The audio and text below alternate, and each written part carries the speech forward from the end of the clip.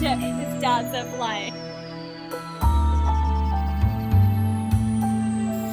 Welcome to Conscious Boss TV and Conscious Boss Radio. I am coming to you today with this character here, Preston Smiles. And we are coming to you, and I wish you could see what we're looking at, but we are looking at a beautiful view in Kunduchi Beach, yes, Tanzania. Yep. So it's really, really beautiful. I've been out here with Preston. We've been on a epic fellowship trip out in the villages of Iringa in Tanzania.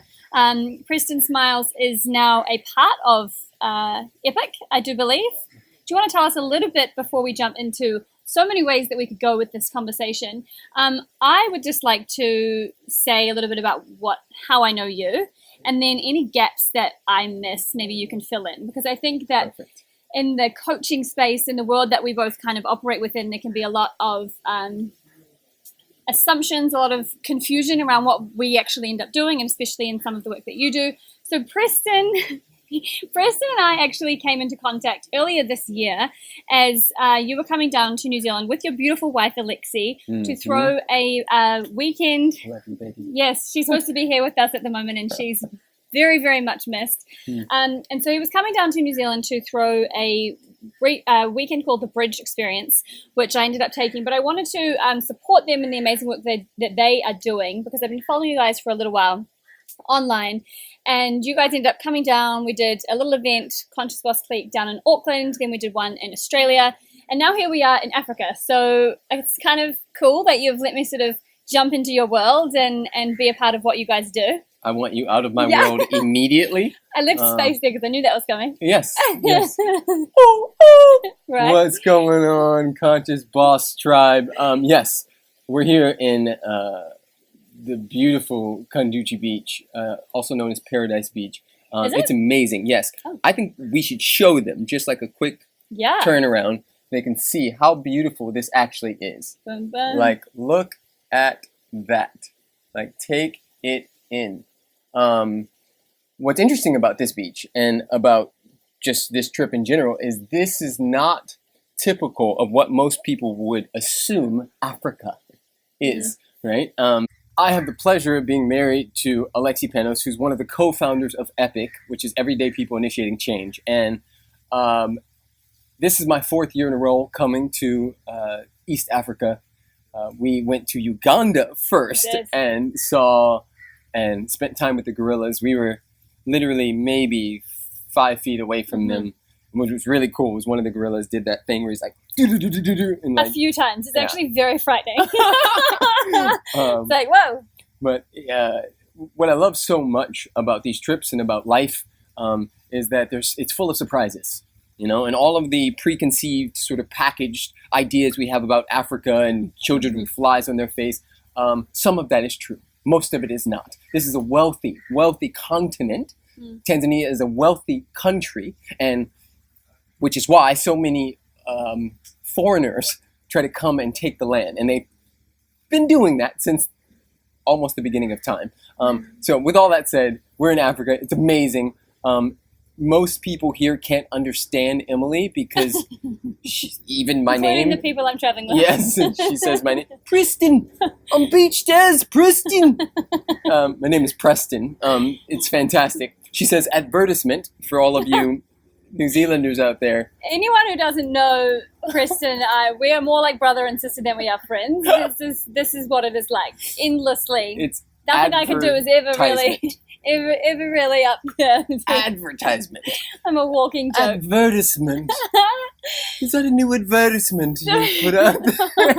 Oh, he's also a total stickler for grammar, because that probably isn't anywhere on your website or anything like that. So let's actually quickly, because I jumped really straight in. So I want to give you some notification and really give you some props, because Preston and Alexi are both up to such beautiful, powerful work. Only talk about me right now. Okay, right now it's all we're gonna Preston. I'm just playing. But also, if anyone who knows Alexi, I think the fact that you're married to her says a lot also about you, because you have snagged a very amazing woman, as I know you know.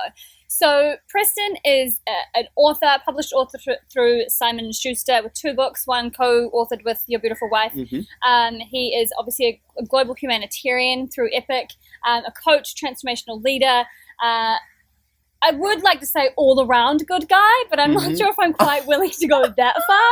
But all in all, like just an epic heart, playful, fun, just really amazing to be around. Will push you to your edges in terms of he will see you and call you and push you into things to make you extremely uncomfortable. But it's amazing and it's perfect, and I really appreciate being around that energy most of the time. But let me know what I missed out of there and anything else that you feel like maybe is, maybe some questions that people ask you about what you do, because it can feel very high level, and the work that you really do is really life-changing for so many people. Yeah. For me, the through line for me is love is all there is, was, and ever will be. Except for when he's hanging out with me. Exactly. Yeah. Even that's love, though. It's just a different form of love. Yeah. Love is the essence. Love is our truth. Love is the thing that we come from. Love is the thing that we return to. Love is the thing we breathe. Love is everything. And so for me, very early in my journey, I was, told by different people that nobody would buy love. And so I was a peak performance speaker and America's #1 self-esteem coach and all of these corny things that didn't fit me. Yeah. I wasn't authentically owning. That wasn't me. Right. And so I went on a journey, and I'm still on a journey of seeing what it would look like for me to be an ambassador, for me to be a beacon, for me to be a light on a dark night, for people to remind them of their own truth, their own greatness, their own magic, without keeping or putting myself on a pedestal. And what I've discovered is that you have to be a fearless coach. You have to be somebody who is willing to go where most people won't. And so that you do. I am a Swiss Army man. I do whatever it takes to remind people of their truth, including myself. I am, I'll be the first person to call myself out and take myself off the pedestal because I'm not perfect. Neither is Emily. Not even close. Actually, she's far from perfect. Actually, she's one of the worst people I've ever met in my life, to be honest. But she's doing the best she can. Sometimes guys. It makes it very hard to find where the love is, where it's just mostly just tough, and I've struggled to find the love. No, but it's fun most of the time. So, okay, so something you said there that I think is really interesting, because a lot of the audience that listen, the Conscious Boss community, even the Conscious Business community, I think it's entrepreneurs. They're in this business space, and I think that you said something there really powerful around. You said no one would buy love, right? So it's like, oh no, whatever you're doing, you need to fit into some sort of pigeonhole. So I'd love if you could expand on that, because I think that can, I get the question a lot, like, what should I call myself? Who am I? What do I do? And needing to fit into what is already there. Yes. So can you elaborate a little bit on that, and maybe even like how people can step into that? Yeah, for sure. I mean, here's the thing. We live in a creative universe. And it's scary. It can be scary to be out on a ledge by yourself. So a lot of times what we do is we go to other people. Or we look for examples. This makes sense. Logically, this makes sense. And our first ancestors in Africa didn't know what would happen if they crossed these rivers. They crossed into the unknown, and that dance in the unknown was so creative that it took humanity to another level, right? Edison and Steve Jobs and the person who decided to make chairs, like you name it. These are people who danced in the unknown, right? They played with their edges. And so please honor what's on your heart. And yes, get support and coaching. This is crucial, but make sure you're receiving coaching that from someone who understands that all of life is creative. And I can tell you right now, you can think of the weirdest thing in the world at this very moment, and I can guarantee you that there's somebody who's making at least $100,000 to $500,000 making that thing or doing that thing in their own unique way. People will pay you to be authentically and unapologetically you. I am living proof of this. I break all the molds. I'm not a traditional coach and a person who wears suits and always looks professional and talks professional, and like I have dreadlocks and a nose piercing, and I freaking go to Burning Man and dance naked, and I do whatever the heaven is on my heart, and I serve people fearlessly, right? And because, and this is the thing, guys, when you honor your gifts will make room for you. When you honor them, they will make room for you. The honoring comes when you stop second guessing, right? I call it God voice, right? I'm constantly listening to God voice. First thought, because the second thought will talk me out of it. The third thought, I will just let it go. The fourth thought, it's like, what was I even, right? And now it's over. But that first thought, that gut instinct, that thing, that spark that said, yes, that. And then you go, well, if I do that, and then people judge me, and then what if I don't make it, and then what does that mean about me? And all of the second, third, fourth, fifth, 16th thought, it's dead. Honor the first thought, the thing that was on your heart. Amazing. And I think one of the biggest things that, it's an elaboration of what we were just sort of mentioning and talking about is, I'm a big part of the Conscious Boss message is about collaboration, Yes. and it's about building businesses and lives and communities, in a collaborative sense, and also really kind of pushing back against that whole competitive comparison energy, because in business, especially in I work in conscious wellness business, it can be a small space, and I'm from New Zealand, so that already is a small space. So I think that it's almost essential to do that in order to actually create your mark, Your because own lane, yes. because otherwise we are always doing that. Oh, okay, there's already a nutritionist who speaks with that person, or there's already a coach that deals with, so I think it's really important for anyone listening to really land in that and actually know that that's essential for you to actually, then build your business and to find your tribe. Like you said, the $100,000 to $500,000, doing the weirdest niche thing or niche. Anything. If we're talking. Yeah, niche. You know what I do want to say about that? Yeah. I just want to add something. It's not about you. Like, since we've started this podcast, probably close to 1,000 people have committed suicide. And so you have some medicine. You have something people need. And so get out of your own way and stop making it about you. So what if there's another nutritionist? Do you know how many people are overweight in New Zealand, Australia, America, all over the place? You know how many people drink soda every single day and put all of these things that create dis-ease in them? Like, who the F cares if there's another one? Because the reality is that there isn't enough of us yet. That's your job, is to get out there, face your fears, speak even if your voice is shaking, and let people know that there is another option. That's your job. I love that. And I think that, that is a really powerful perspective shift, because everything is perspective, right? It's the power of the questions, the power of the meaning we give to the things in our life. So just simply having that to sidestep that, that second voice is super powerful. And I read a really powerful quote today, actually, that kind of leans into this, and it's from, I'll put it in the show notes because the name has lost me, but it says about, you need to consciously walk part way towards your goal and then leap into the darkness. Yes. Because I loved that, because it is about that leap. And I think that something that can keep anyone stuck in any area of our life, whether it's business, relationships, health, whatever, is this needing to know the whole way and needing to have everything sorted where we are right now. Do you want to speak to that or anything at all? Yeah. Yes, this is huge. That's the dance with the unknown.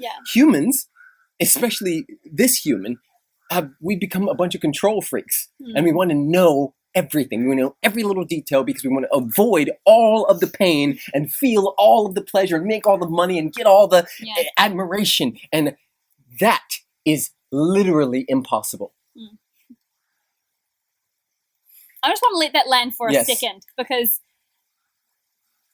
that sounds so obvious, but I think that we, like you just said, we do try to avoid so much of it, but it literally is impossible. Like, I just want that to land for a second. Yes. As you were. The failure, the falling, the scraping, the being out on the ledge, the fear, the pain is the way. That's literally leading you to the thing.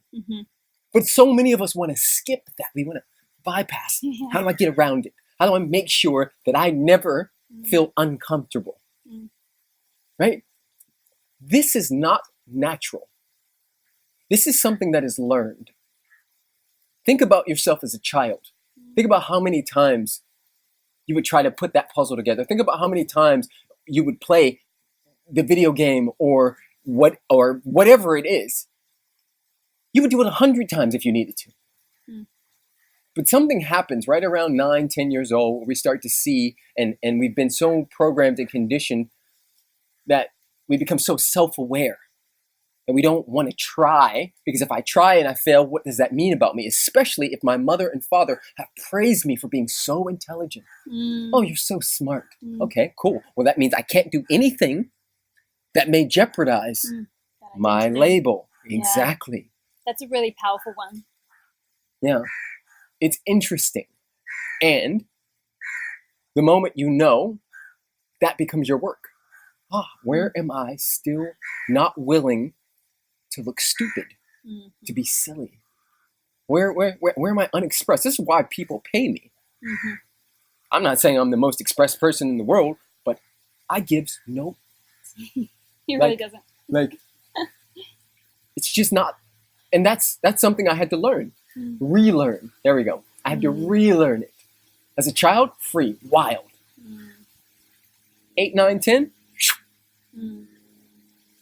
34, still not expressed.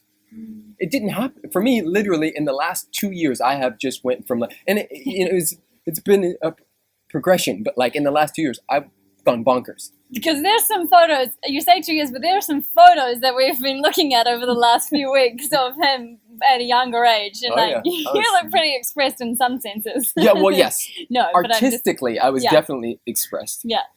What I mean by... Some crazy hairstyles. Yes. But some of that was... sort of posing. Yes, a way to receive approval. Yeah. Right? So the more creative I look, the more people will like me. This is not authentically owning what it means to be Preston Smiles. That's a whole different ballgame. That Preston, that 17-year-old, that 22-year-old, that 27-year-old, he's awesome. But he was still seeking approval outside of himself. This game, the one I'm playing now, still shows up, but not much. Yeah. And that's a practice. Yeah.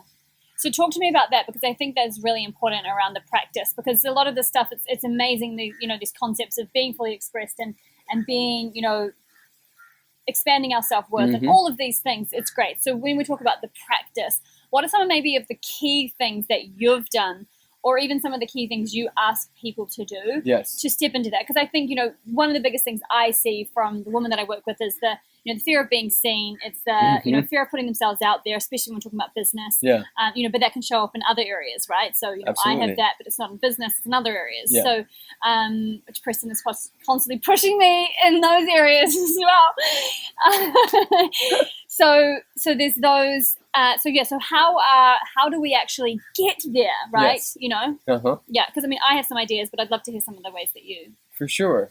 I'd start with repackaging the languaging, because there's no way to get there that literally we all do get to understand that, and I do this. I did do this myself, and I catch myself all the time. Yeah. Trying to land. Yeah. I go, there I am. Yeah. Now I'm perfect. Yeah. I'll never have to do anything again. Yeah. I'm clear of my daddy issues. I'm clear of my...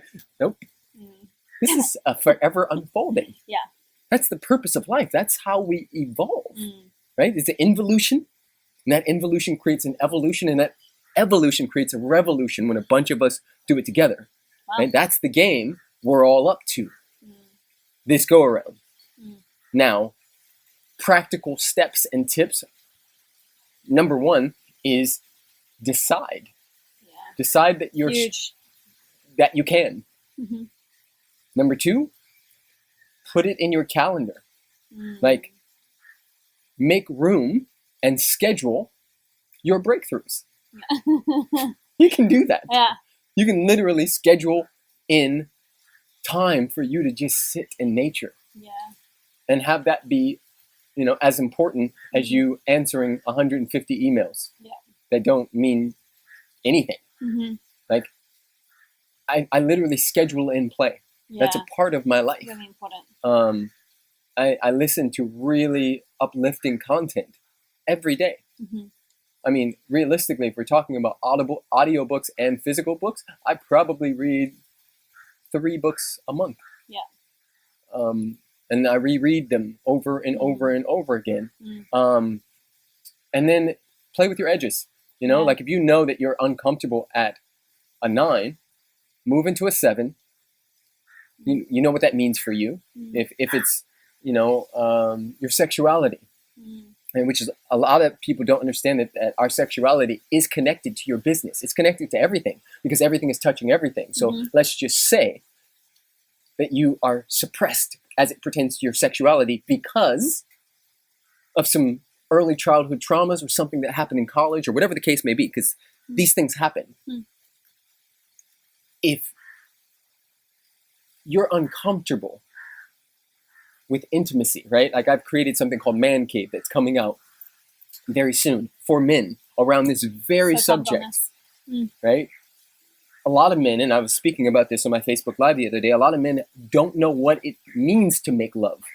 Most men have never made love because our idea and the programming and the conditioning from like 3-4 years old, big boys do not cry.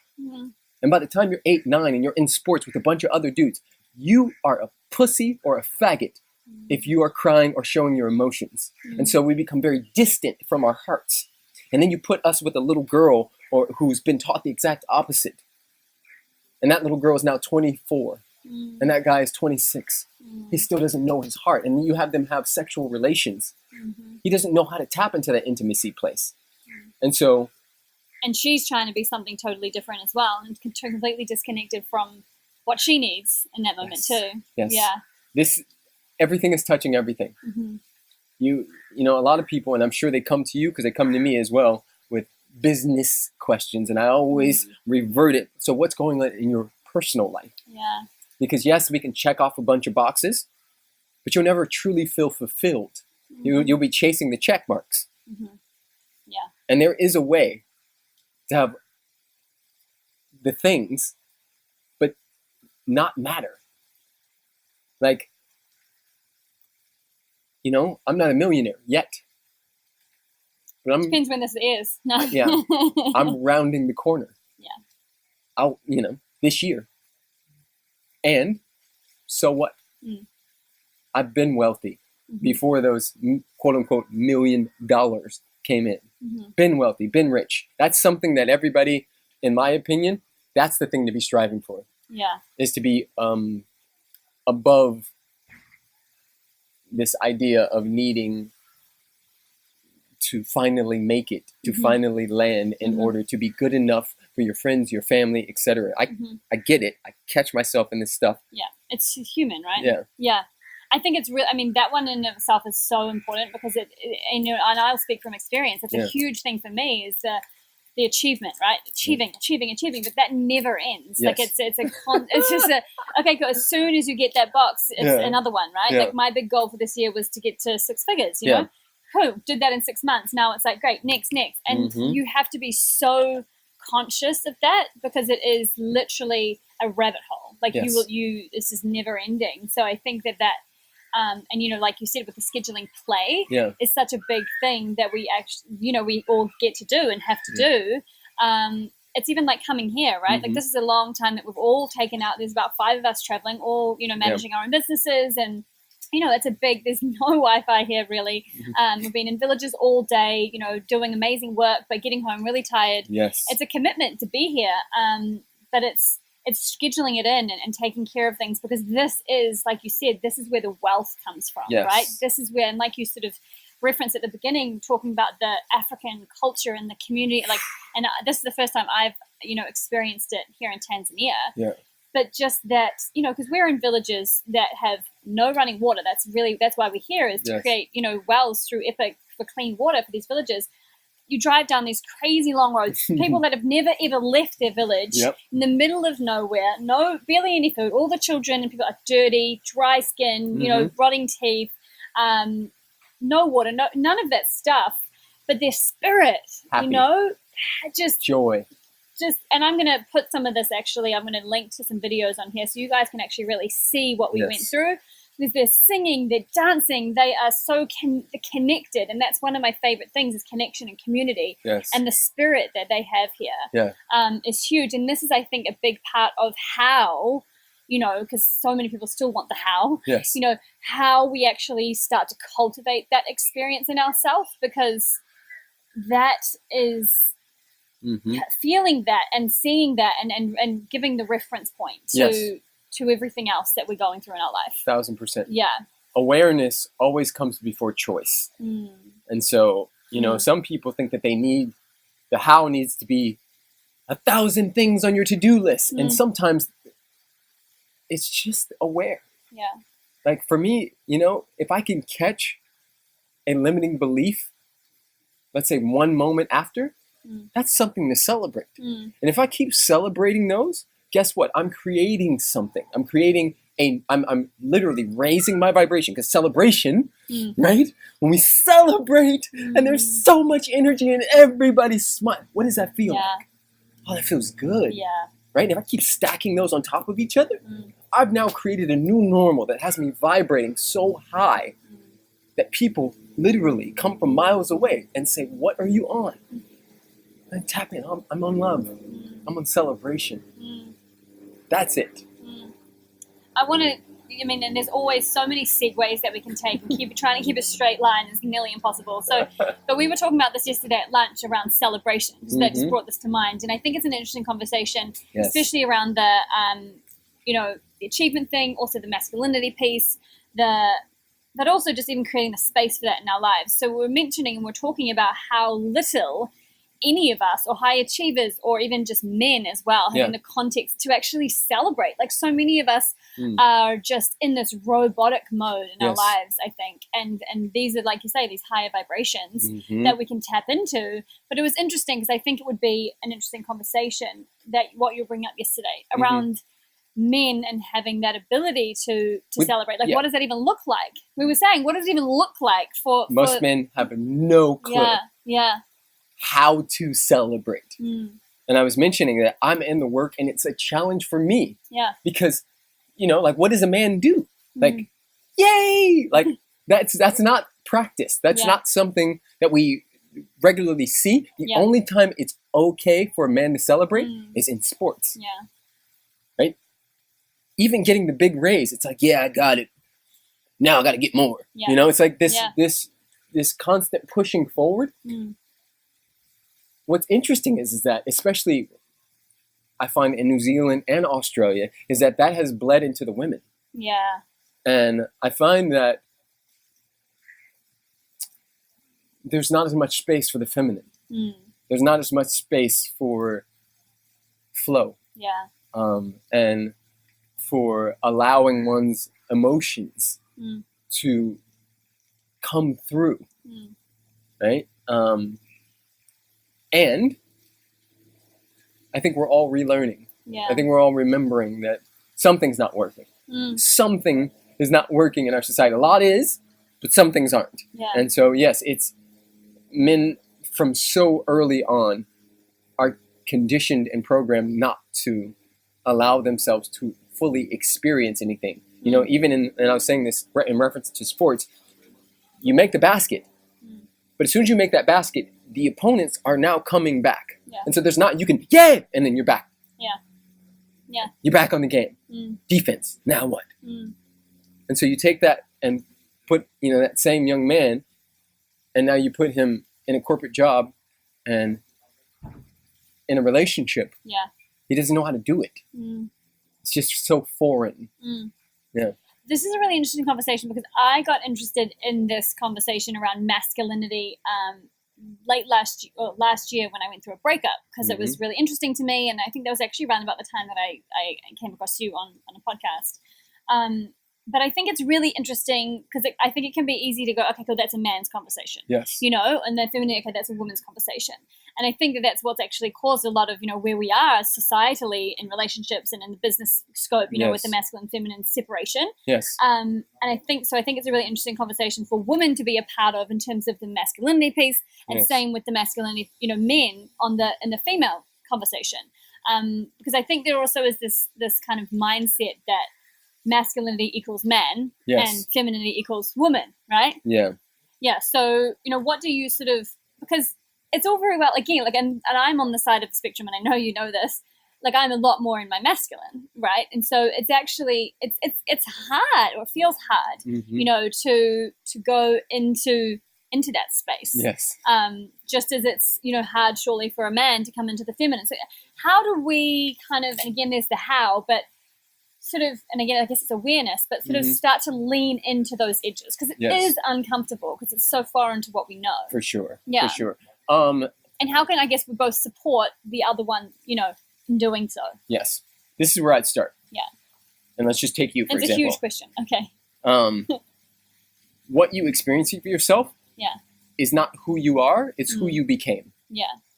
And so the first place for me is, or if I'm coaching somebody, is to remind them that this thing that they're identifying as, I'm just this way. No, you're not. Yeah.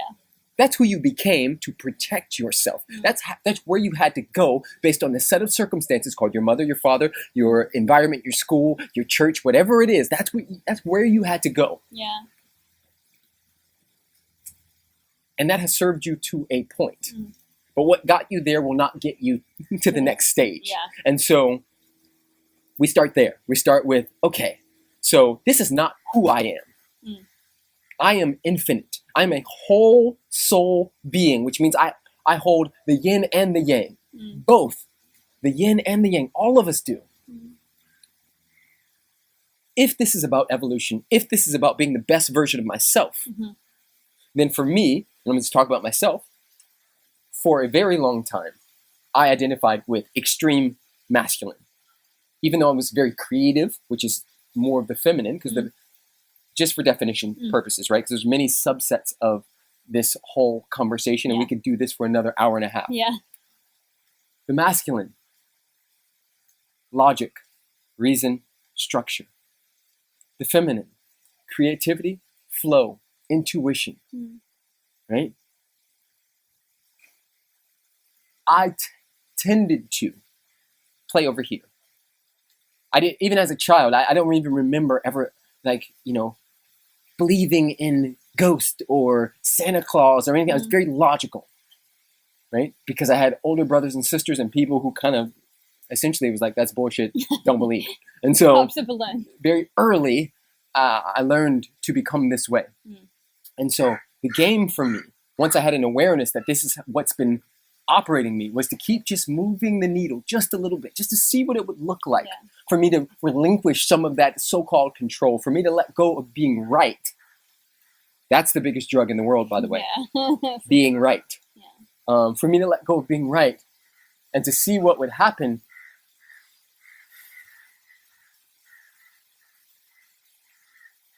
If I just listened, if I just slowed down. All of nature is the feminine. These words that I'm speaking, that you're speaking, this communication is the feminine. It's forever changing, always moving. All of us have feminine aspects. The moment we use language, we're in the feminine. Honoring that, which is what I've had a conversation with you about, is just like catching all the places where you already are. My experience of you is that in business and to the front-facing world, you appear to be more in your masculine. In my experience of you, you are much more in your feminine than you think you are. My experience of you is that you're a softie underneath all of that, like, protect me, I'm just the boss, right? And you could do that same thing for me. And either way, and I could do the same thing for you. We could all do it for each other. We're all hiding out, not wanting anybody to see what's really there. So we just get to take the mask off. And I wouldn't necessarily say worry about it too much. We're just bringing awareness to it. To me, that's just, start there. Start with, like, where am I at right now? I think that's, like you said, not reading too much more into it, not getting scared about it, and actually just taking that awareness. And I think also once you kind of have that awareness, you can see, you can see the opportunities to lean, or the opportunities to get the contrast show up. Like even on this trip, right? Like we're traveling with a very strong bunch of characters. But there's one of the girls, Amber, who is like my new girl, you know, like love her. And we get on so well, but she is so in her feminine. Like she's super goofy, super fun, super She cries playful, like 5 times a day. Cries all the time. And it's such an amazing contrast because it challenges my set of rules that I have around, you know, feelings or emotions or expressing or like being goofy or whatever it is, because you have a different example and okay, that looks safe, or that looks, you know, and therefore I can lean into that with a kind of that experience. Yes. So yeah, I think having that awareness, and then it opens you out to different opportunities to see that showing up. For sure. I would love to just elaborate a little bit in digging, because one of the things that I get a lot from this community, and obviously even from myself, is this conscious relationships, right? Mm-hmm. This woman's desire for, you know, as the woman's rising up and becoming more conscious, and that's why I'm so excited about the work you're doing, because it's not that men need it. Well, it is that men need it more, because there's not, but not in a sense of like you're less developed than the female, but it's that there's not as many spaces for this kind of communication. So I'm really excited about the fact that you're doing this work in Man Cave, and I'm going to shout it out as far as I can, because I want, you know, the women need the men to be in that space with them, right? 1000%. So how can we as women, because I sometimes think, okay, you know, with dating apps, with all of the stuff now, it's like, okay, what does a man want? Like, does he want a you know, an independent woman? Is that attractive? Is it not? Like, do they want this? Do they still want a submissive person? Do they, you know, it's confusing, and I think it's probably equally confusing for men. So how do we be in that dance, and how do we, I guess, co-facilitate that conscious, I guess, coming together as well, and helping each other rise consciously? Yes. So the best way I can explain this is, when I help me, I help you. Yeah. Yeah. So that's beautiful and true. I think that one of the best things, if I was giving advice to a single woman, I would say just continue to fall in love with yourself. Just asking for a friend, you know. Keep falling in love with yourself. Yeah. Men, women, freaking donkeys. We are all attracted to confidence. We're attracted to authenticity. And there are 8 billion people on the planet. Yeah. And so the likelihood of your one being out there is very likely. Yeah. Not just your one, but like your 13. Like, are you available for the lessons that you get to learn with your 2 or your 3? I think that we get in trouble when we try to figure it out, because what's under trying to figure it out is trying to get it right. Yeah, and what's under trying to get it right is trying to stay safe. And so it makes logical sense to try to stay safe, but this is not life. There is no guarantees. The only guarantee is that everything will change and shift always, in all ways. And so, yes, I'm in a conscious relationship, and Alexi is my workout partner who I get to have sex with, and it's beautiful, and I love it. And she's always changing and always shifting, and so am I. And so every time I think I got it, got it figured out, got it, everything changes. I'm like, oh, what do I do now? You know. And so that's what we signed up for. You didn't sign up to know how the movie's going to start, the beginning, the middle, and the end. That would be crappy. To know how this whole thing was going to be played out. That'd suck. Yeah. You know, we say we want instant manifestation, but we really don't. Right? It's not about what happens. It's about what you do with what happens. It's about what you learn about yourself in the process. So just keep falling in love with you. There's no rhyme or reason. No relationship is the same. Those bitches are like snowflakes. Everything, it can't be compared to the next one. There's no other you that has ever existed in the time and space continuum called life.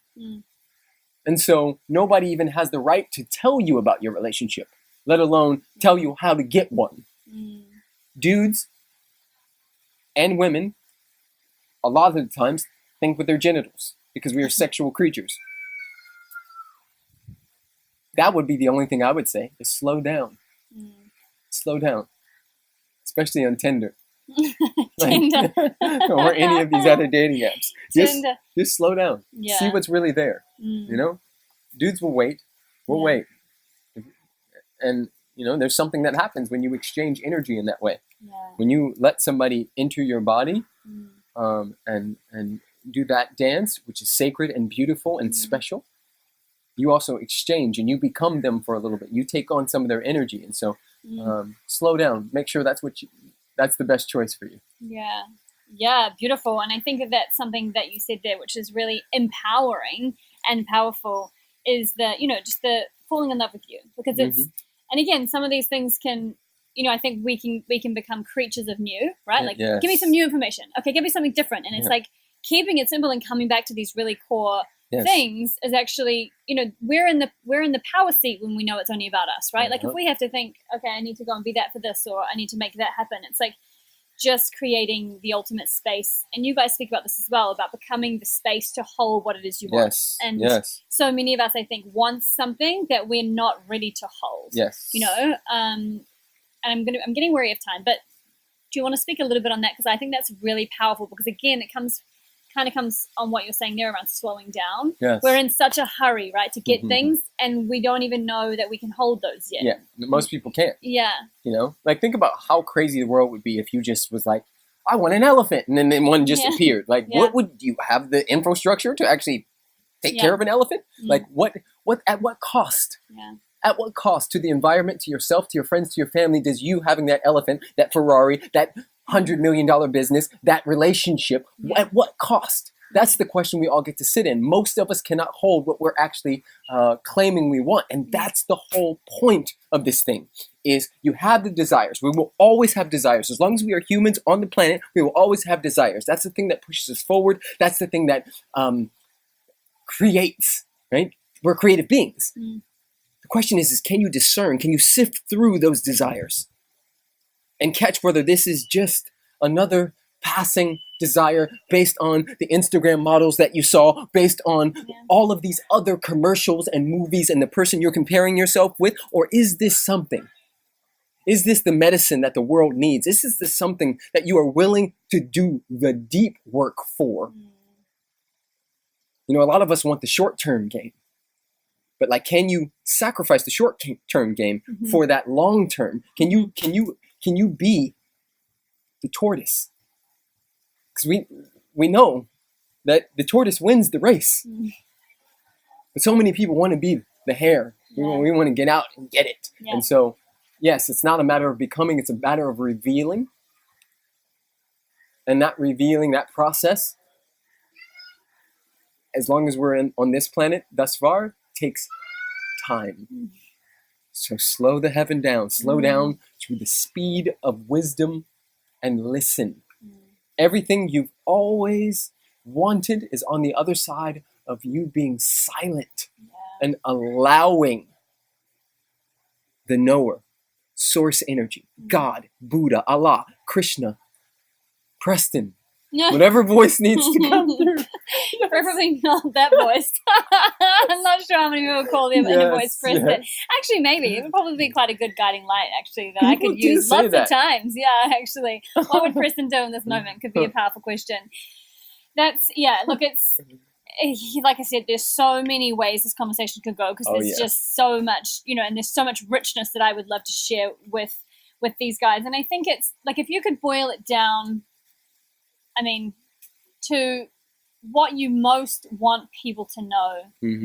What is it you most want people to know about life? Maybe it's about themselves. Maybe it's, and obviously we've covered a lot of it in this podcast, but if you could, just let them know, what would it be?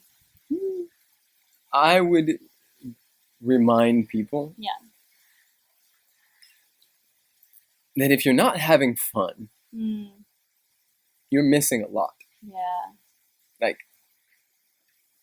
you can create joy anywhere. Anywhere. And there are people who do that. Yeah. We've seen them in the villages. With nothing. Focus on that. Yeah. Because play, joy is creative. When you're in that space, you're vibrating higher.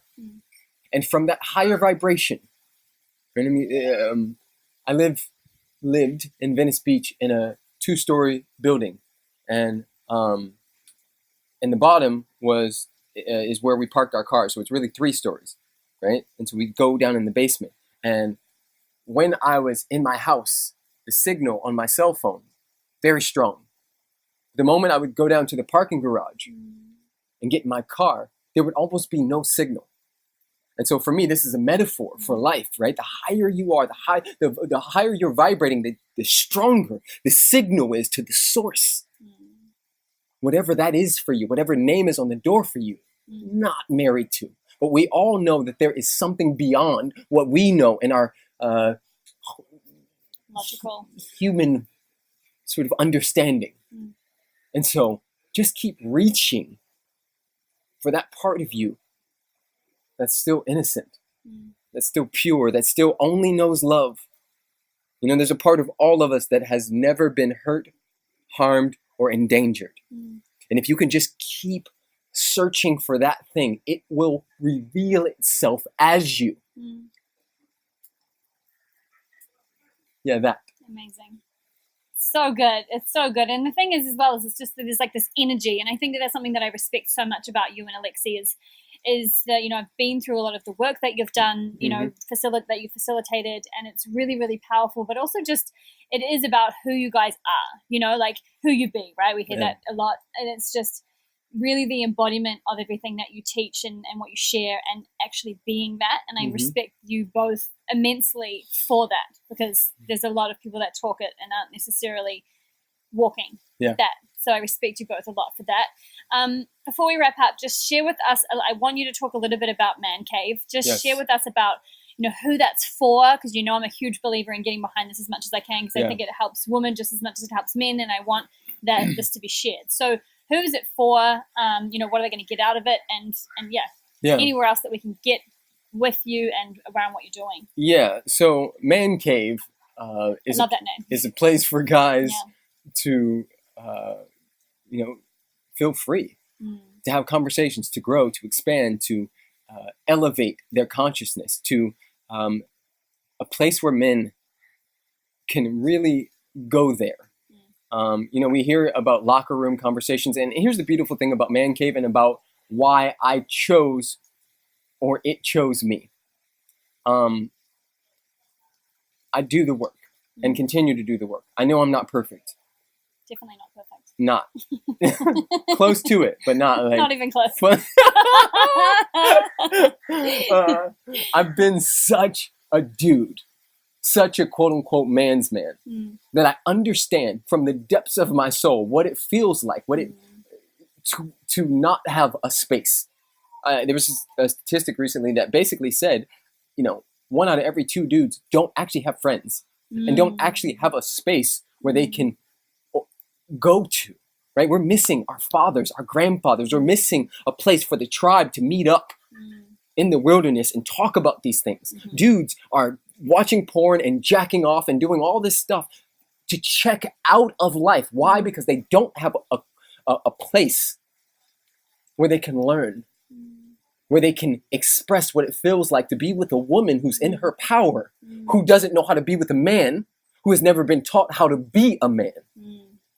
This is a challenging thing in this society right now. Yeah. My woman is a powerhouse. And even for me, I have to learn how to play with that, how to be with that.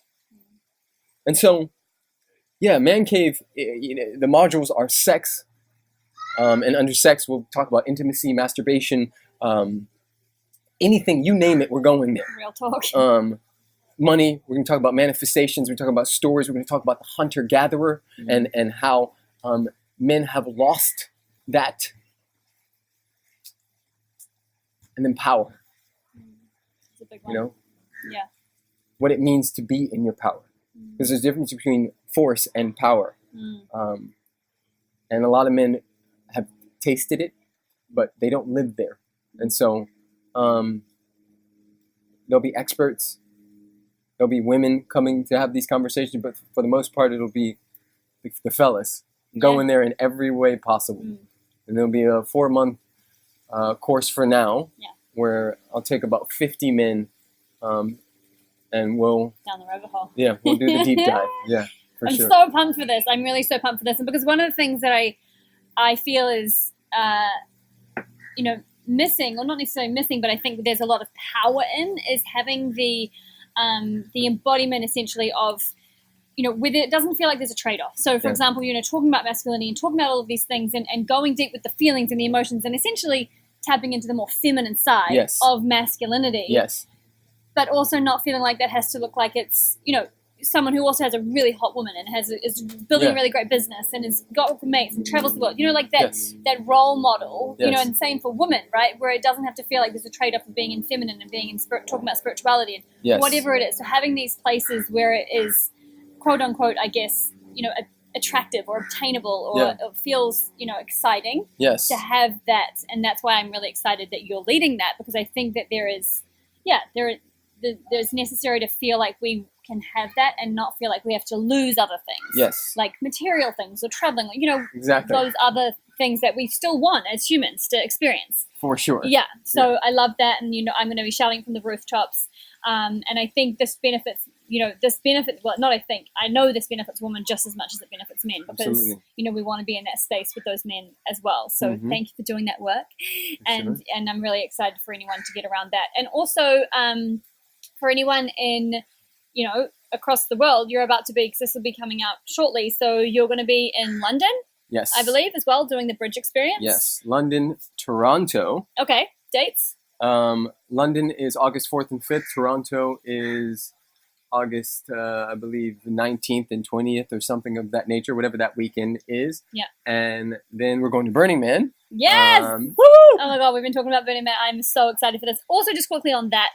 Because when we spoke earlier around how we embody that, how we get access to that kind of feelings of wealthy and leaning into those edges, one of the things that I know really is powerful in terms of doing that is putting yourself in those situations where that is essentially the only option, right? Like, I know going to Burning Man, I'm going to be hella uncomfortable, right? Because and maybe not, but it's going to expand my container for play, for fun, for all of that. Absolutely. Same with being here. It's like putting yourself in those situations that are outside of your normal robotic existence. For sure. To stretch and find those places inside yourself. Oh, yes. Yeah. So Burning Man, okay, then you've got... Then Hawaii for a month, Australia in October and Perth November. And Gold Coast. Perth and Gold Coast, exactly. So if you want to come do the dance with us in any way, you would go to www.bridgeexperience.com or just reach out to Conscious Boss over here. I'll link and it she'll in. take care of you. Yes, 100%. And, I can vouch for both Bridge Experience, the Advanced. I know that's going down again in the Gold Coast. So powerful, powerful experience. But also as well, it's around connecting, because another one of the things that people say and echo a lot is this isolation. So if not even just for the work that you'll do with you, obviously amazing, the community that you'll connect with is other people holding themselves to a totally different standard, and that is what you will get in a really massive way being a part of anything that these guys put together. So thank you again for everything that you're doing. I will link up everything in the show notes and in the notes below. Thanks for being here with us. Preston Smiles, thank you for being here with me and with us, and lots of love. Emily here from Conscious Boss, Preston Smiles from PrestonSmiles.com, and we will see you soon.